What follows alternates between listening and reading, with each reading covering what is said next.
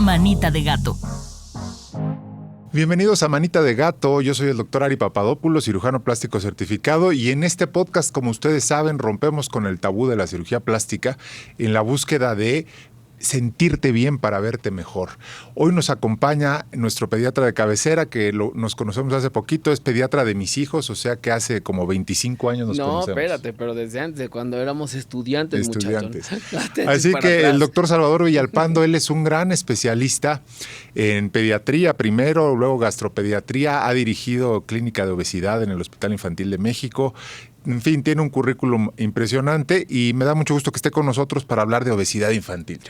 No, muchas gracias, Ari, por la invitación para hablar de este tema que empezamos hace 25 años creyendo que iba a ser así como un tema de oportunidad porque había como un pico de obesidad. ¿Y qué crees? Que no se nos quita. No hemos logrado hacer una diferencia importante y seguimos con una problemática fuerte todavía con la obesidad en los niños en México y ya en muchos países de América Latina y el resto del mundo. Sí, está como el COVID-19 que pensamos que iba a ser un ratito, 15 días guardas en su casa y se quedó ya para todo. Sí, ya se quedó para siempre. Oye, esta semana. Y platícame, en cifras generales, ¿seguimos estando en el primer lugar de obesidad infantil? Esencialmente no, pero no es tampoco tan orgulloso porque ya la parte de obesidad no ha incrementado más, pero sí el número de chicos que tienen sobrepeso más obesidad. Cuando juntamos sobrepeso más obesidad, que al final de cuentas la problemática es la misma, ahorita vamos a definirlo un poquito más. 1 de cada 3 niños mexicanos tienen sobrepeso obesidad y sí el único grupo que tiene una mejoría son los menores de 5 años, en los que solamente uno más o menos de cada 5 chiquitines, 1 de cada 7, o sea, de 1 de cada 5 bajó a 1 de cada 7 menores de 5 años tienen sobrepeso obesidad. Y esto ha mejorado. O sea, el impacto positivo de las políticas, las acciones, la información que se ha dado, ¿se ve en ese grupo de edad? ¿A partir de cuándo más o menos? Sí, muy buena pregunta, del 2012 al 2018 fue como que se frenó y de 2018 a 2024 con nuestras encuestas de salud y nutrición vemos cómo empieza a bajar específicamente en este grupo de menores de 5 años.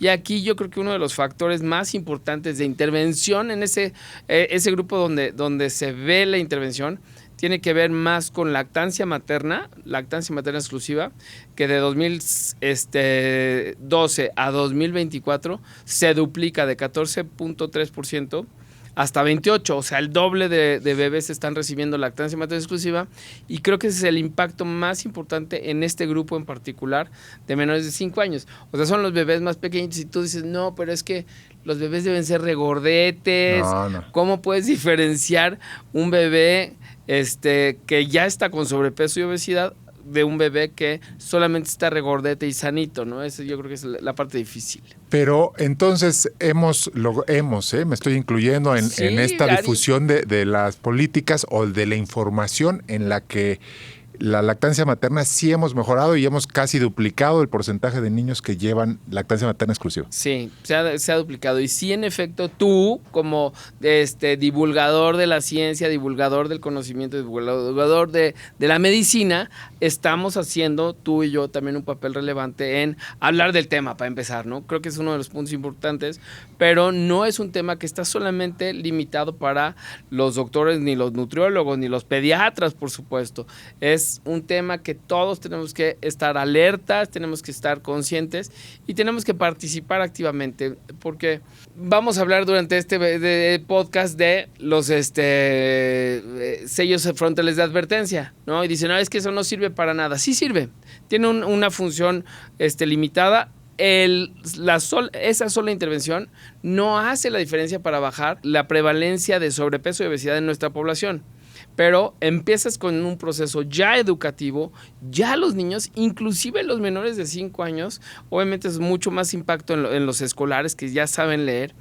El sello de advertencia hace una diferencia para la adquisición de alimentos que tienen alto riesgo de sobrepeso. ¿Crees que llegue a pasar como, no sé, el cinturón de seguridad, que a lo mejor para mucha gente de la que nos ve pues dice que de qué está hablando este cuate. Pero cuando yo era niño y el doctor también, no traías cinturón de seguridad, venías parado en el coche entre los dos asientos delanteros y te venías platicando con tus papás. Y la verdad es que no había la conciencia de ponerse el cinturón de seguridad. Hoy, pues ya desde que el cochecito te hace ruido tal, yo no conozco a nadie que maneje sin cinturón. Y que ya se normalizó. Inconcebible, ¿no? Es Ajá. inconcebible pensar. ¿Crees que eso llegue a hijos. pasar con que, oye, no, si este tiene 3 sellos, ya no lo compro? Y mira, yo creo que los sellos eventualmente se va a desgastar esta noción de aprendizaje, pero sí cada vez, y las generaciones más pequeñas cada vez tienen más noción de que hay alimentos que son más seguros, que hay alimentos que son más saludables, que hay pesos que son más seguros, que son más saludables y pesos que no son tanto. Entonces sí, el proceso de aprendizaje que empezamos desde muy temprano en las infancias, me encanta que la gente le choca la palabra infancias, tiene ya que ver con un cambio en el proceso educativo. El otro día platicamos no solo esto del cinturón de seguridad, ¿no? O sea, la gente estaba acostumbrada, estábamos en la Ciudad de México acostumbrados al smog y decíamos, somos mexicanos, aquí no nos van a cambiar.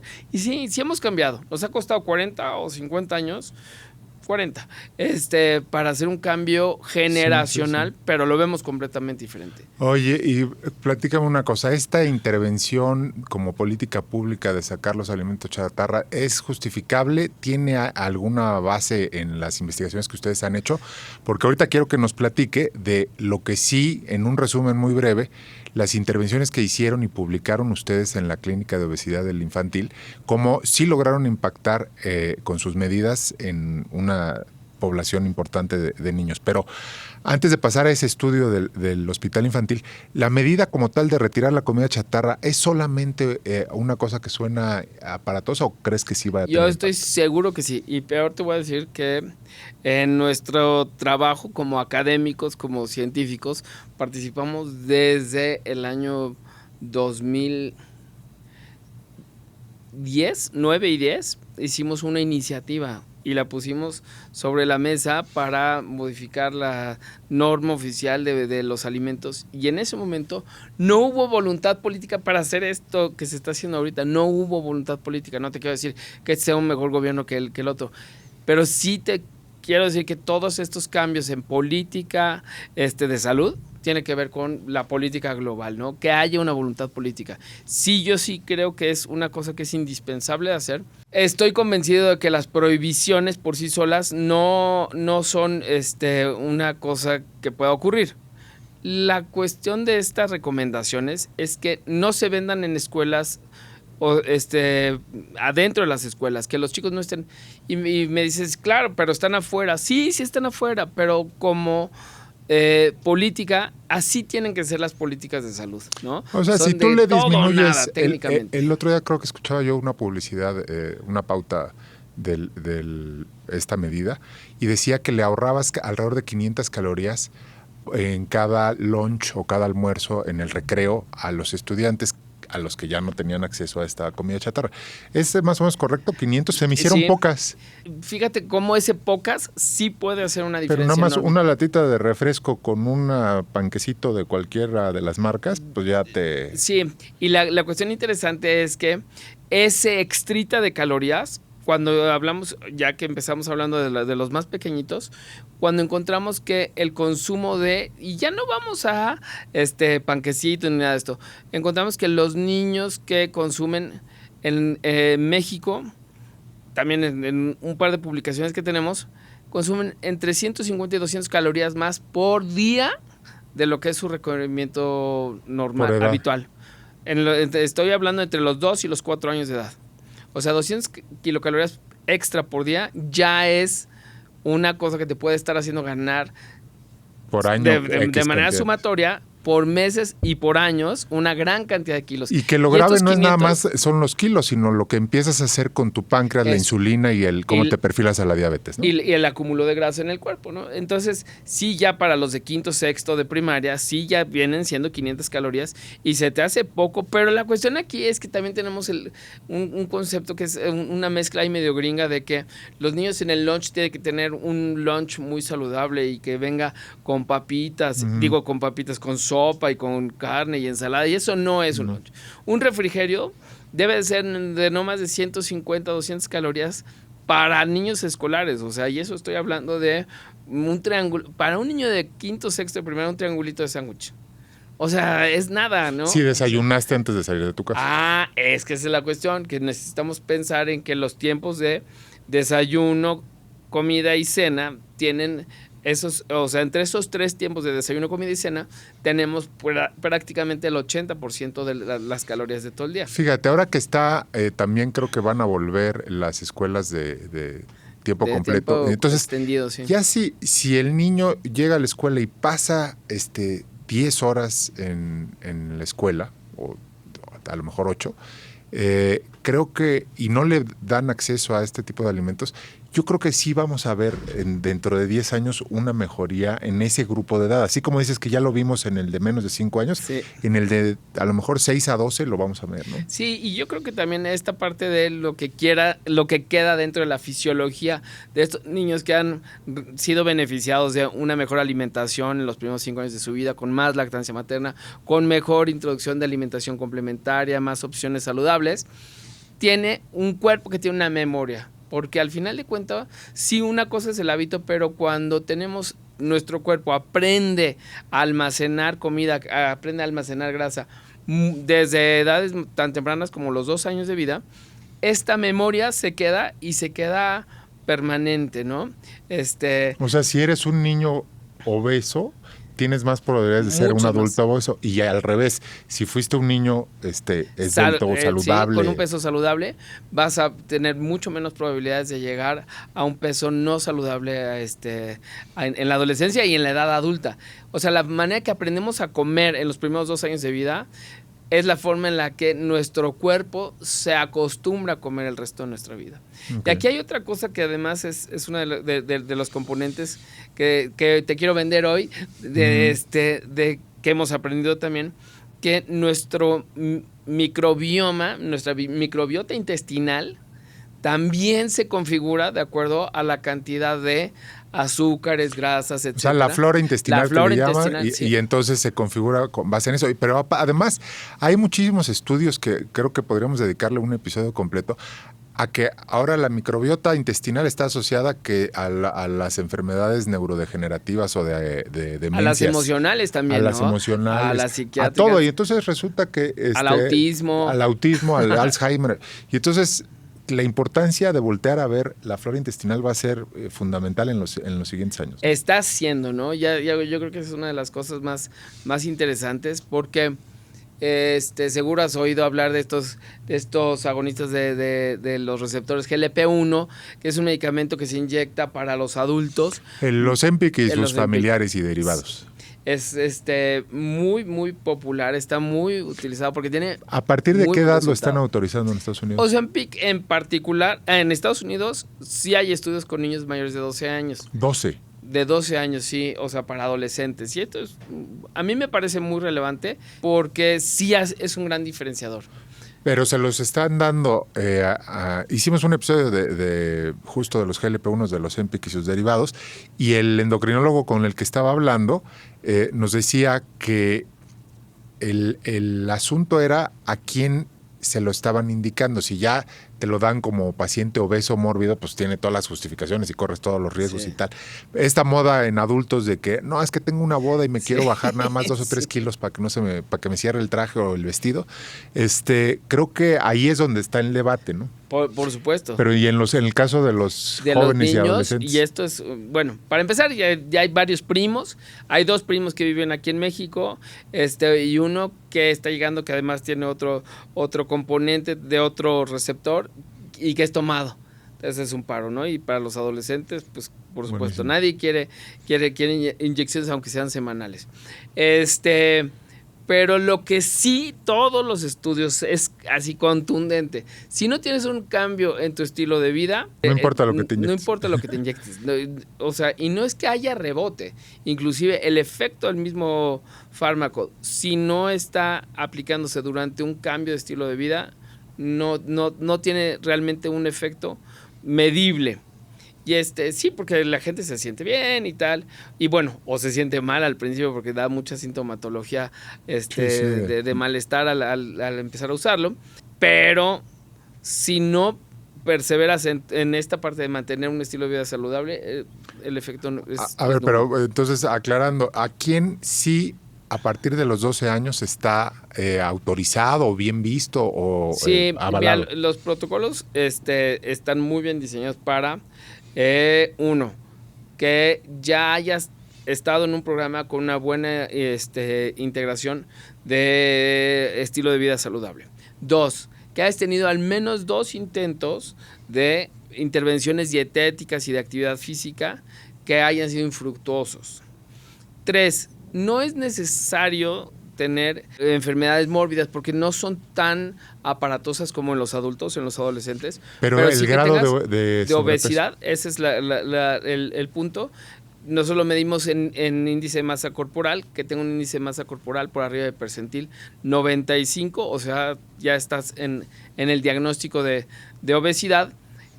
Ahora ha habido un cambio ahí un poco sensible de que no todas las condiciones de sobrepeso o de obesidad, dependiendo de tu musculatura, de tu crecimiento, tiene que ver con obesidad, pero sí puedes tener personas más anchas, como siempre se había planteado, más atléticas, que no necesariamente viven con obesidad, pero dentro de esto es lo que está aceptado, ¿no? Es un O sea que coadyuvante. tampoco, como nos decía el endocrinólogo, en los pacientes pediátricos, tampoco estás como recomendándolo si solamente está pasadito de peso, digamos. Sí, exacto. Y mira, hemos usado ya otro tipo de fármacos. Hace 15 años empezamos el estudio con sibutramina, que tenía buen efecto, pero se tuvo que suspender por los efectos adversos que tenían.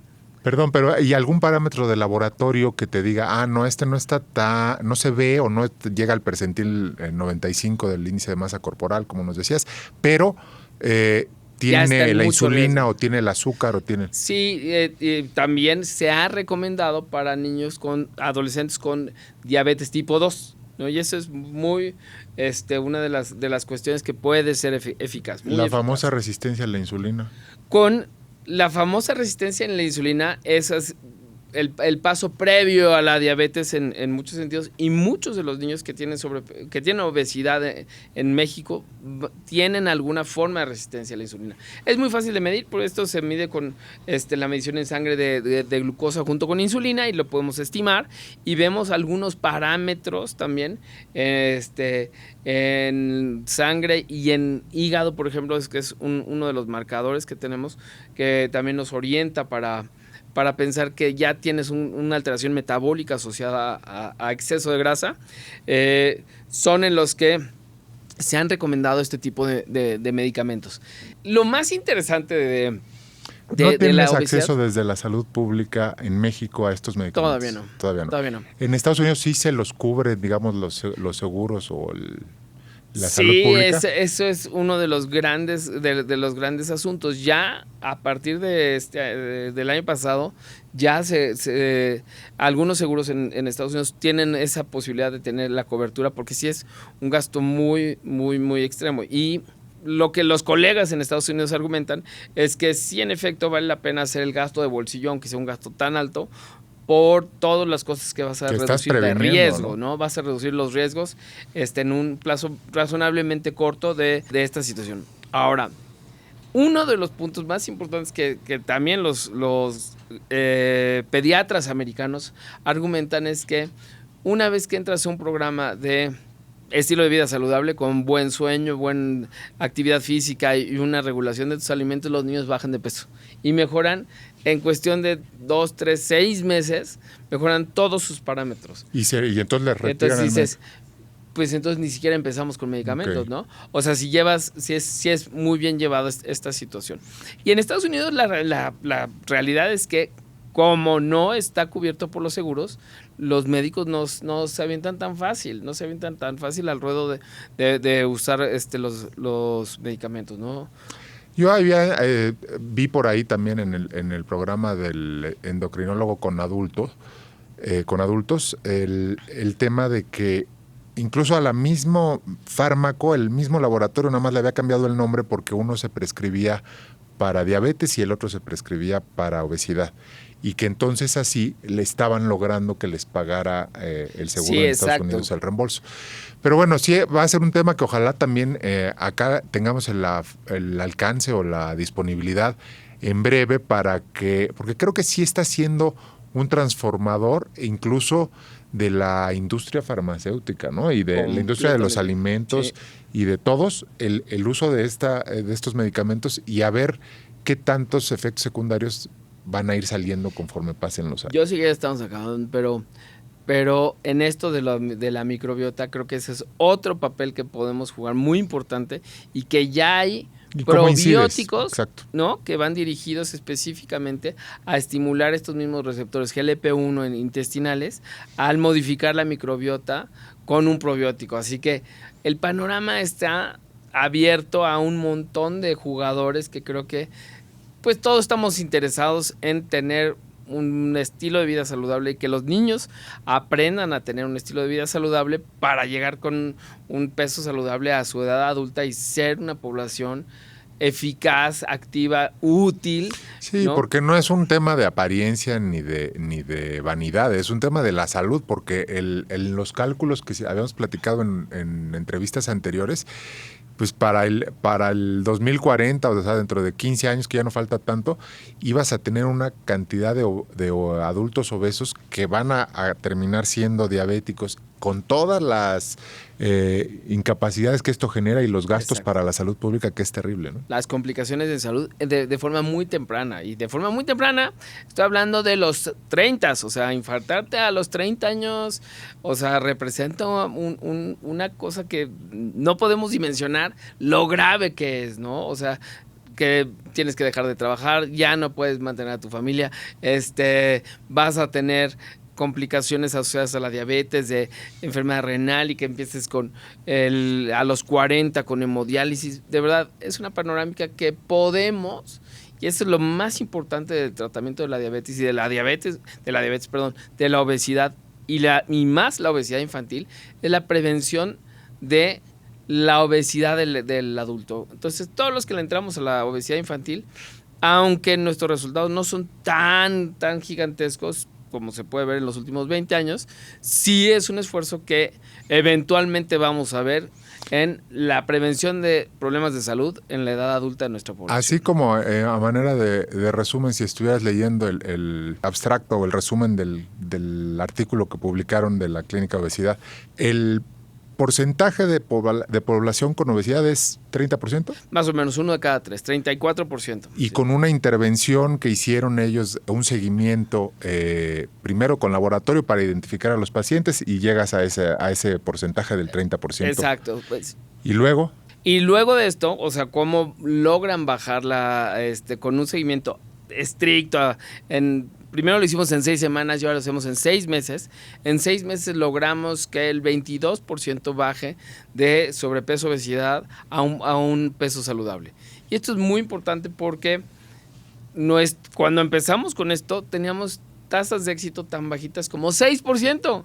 6% es pues, un rotundo fracaso, ¿no? Para los mismos papás y los niños que iban a la clínica, pues se sentían muy desalentados. Uh-huh. Ahora, además de que no somos tan estrictos en irnos solo por el índice de masa corporal, sino ver que mejoren las condiciones en sangre de los HDL, que mejore la medición de la resistencia a insulina, que mejore los hábitos en general. Insisto en las 4 ángulos más importantes, ¿no? Un sueño saludable, una dieta saludable y una actividad física continua. Y la otra es de relajación y la integración del proceso mental, ¿no? Asumiendo que la obesidad y las personas que viven con obesidad se trata de un problema mucho más cercano a lo emocional, con complicaciones médicas, pero si ayudamos en esta parte de manejar lo emocional, el hambre emocional. Me acuerdo que cuando era la pandemia platicábamos de que estaban comiendo por ansiedad y en el encierro, y entonces estabas con los videojuegos y tus gadgets digitales, y come los niños, ¿no? Exacto. Y ahora hay mejorías. Y los adultos, ¿no? Y los adultos. Y esto, bueno, el gran valor que fue poder salir a la calle y poder hacer ejercicio en la calle, jugar en la calle, o sea, como los grandes aprendizajes, ¿no? De una cosa tan terrible como la pandemia, de el proceso de estar encerrado y todo esto, cómo afecta a tu salud emocional y la importancia de la vitalidad, de salir a jugar,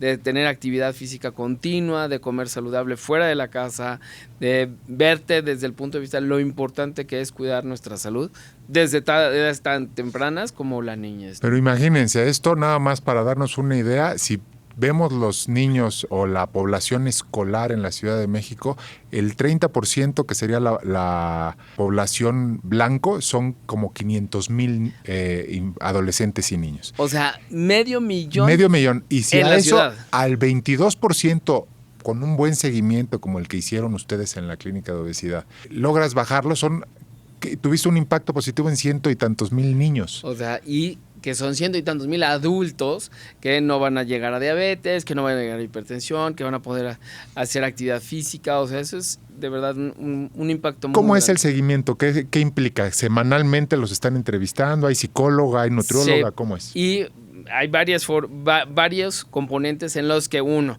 se hace una recomendación de actividad física continua y de un plan de alimentación individualizado para cada chavo. Y luego la otra es la interacción en grupos, en corrillos, ¿no? En los que los chavos pueden estar compartiendo sus experiencias, sus fracasos. Eso en particular Pero en los no es adolescentes. Una parte es presencial y otra parte es en línea. Esta parte de la comunicación entre ellos también es en línea y eso pues les permite modificar mucho, alentarse, sentirse acompañados. Y es lo que hemos visto que verdaderamente puede hacer un cambio importante cuando insisto, en esta parte más de los adolescentes y preadolescentes se sienten vistos, acompañados, seguidos, de verdad los motiva para hacer cambios importantes en su propia la gestión de su salud, ¿no? Porque sabemos que una buena parte de estos chicos que viven con obesidad viven en familias que tienen obesidad también. Eso te iba ¿no? a preguntar, ya la última para despedirnos, ahora sí que la última y nos vamos. Si tienes papá y mamá con sobrepeso o obesidad, tus chances de tú desarrollar lo mismo son muy grandes. Muy grandes. Cuando hablamos de uno de los dos papás, es más o menos de 2 veces y media el riesgo de yo tener obesidad, ¿no? Pero si tengo los dos papás, no son 5 veces ni 3, o sea, se va hasta 7 veces y media el riesgo de desarrollar. ¿Y es un componente genético realmente? No. ¿O es de que compran mal el súper y cocinan diferente? Es todo, ¿no? Porque es estilo lo de más vida. difícil. Es el estilo de vida y es una parte del componente genético, pero mucho más el hábito familiar, ¿no? Pues El muchísimas estilo de vida. gracias por compartirnos todo tu expertise en el tema, en el área. ¿En dónde te pueden encontrar? Si quien tenga más dudas, que te escriban, que te En llamen. en las redes creo que estamos también muy activos en Instagram y TikTok como ¿Cómo es? @docvillal.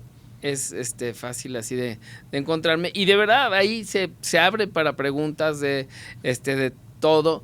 De verdad no me gusta hacer recomendaciones de hagan esto, si no, estos alimentos están prohibidos, sino mi opinión de cómo es la facilidad de empezar un estilo de vida saludable. Así es, pues síganlo, es el doctor Salvador Villalpando, pregúntenle todo lo que quieran porque la verdad es que es bastante ameno para platicar con él y muy accesible. Gracias por estar con nosotros en Manita de Gato, los invitamos a seguir el podcast en todas las plataformas del Heraldo Media Group y ver el video también en el YouTube de El Heraldo Podcast. Cuídense, nos vemos pronto.